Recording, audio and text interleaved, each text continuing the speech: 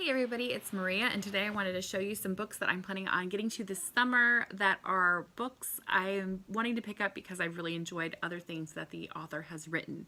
I thought this would be kind of a fun video. I'm excited about most of them. A couple of them, we'll find out if I DNF them or not, but here we go.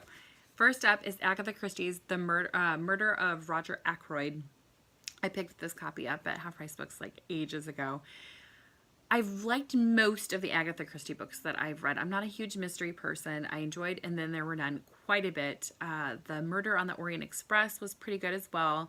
The Murder at the Vicarage, which was, I think, the first Miss Marple, or yeah, I wasn't as keen on that one, but I've heard really good things about this one on Book Riot like years ago, and I picked it up when I saw it, so we'll find out.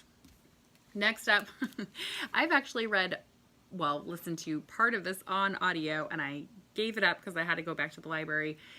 This is Alex Haley's Roots. The audio version is spectacular, but it's so long, and so I think I needed to take a quick break and read a little bit of it. I'm about 40% of the way through. It's a big one, so we're working on it. Next up is Taylor Jenkins Reid, One True Loves.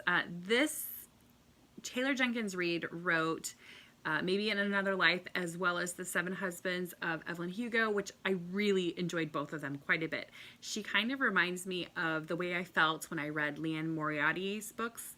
They just keep pushing me to not put down the book. I never want to get to the end of the chapters, and I'm always pretty satisfied when I'm done. So I'm hoping I feel this way when I'm done with this one. We'll find out. Next is a nonfiction. It is Reality is Broken, Why Games Make Us Better and How They Can Change the World by Jane Mcgonigal. She wrote Super Better, which was a really interesting book about inserting fun into challenges in your real life. How to take the strategies that are making games so fun and make your own life fun. And I really need some fun right now. So I'm hoping that I get a little bit of this from there, as well as I did recheck out Super Better to peruse again because yeah, I could use that right now. Next up is one I've had on my shelves a long time. This is Gail Collins, When Everything Changed, The Amazing Journey of American Women from 1960 to the Present.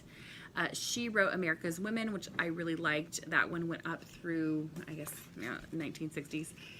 This is going to be fun, I think. It did end with the history about 10 years ago, so I have no idea how much of the things that she's going to talk about are the same, different. I think there's been progress.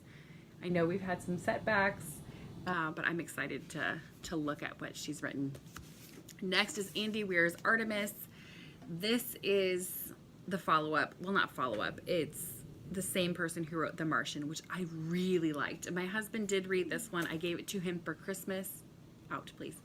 I gave it to him for Christmas, and he said it was okay, but not as good as The Martian. The Martian is one of those ones that I keep wanting to pick up again, so hopefully I will feel similar to this one. Next, the next two are super short, and actually several of these are kind of on the shorter side, which is what I need right now. We've got a lot going on at the house, more of which I'll talk about later at some point, I'm sure, but anyway, this is Amsterdam by Ian Mcewan. He wrote Atonement. He also wrote, oh my goodness, why can I not remember? Nutshell.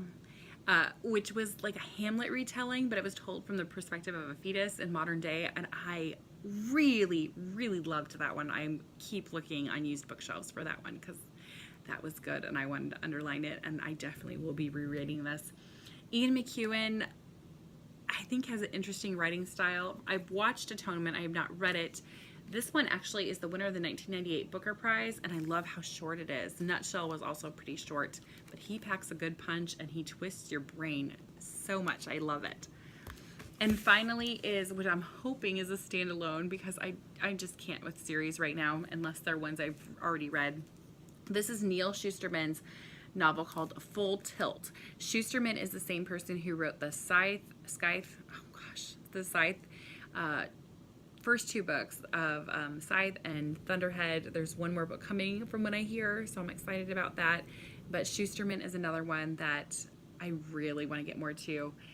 Emily Cooke has talked about him a lot on her channel, and she just went on a huge binge getting a ton of his books. So I will get there at some point. Again, he's written a few series, which I know I will probably like, but I just can't commit to a series right now with as much going on in my life. So anyway, those are the authors that I'm planning on picking up more of this summer.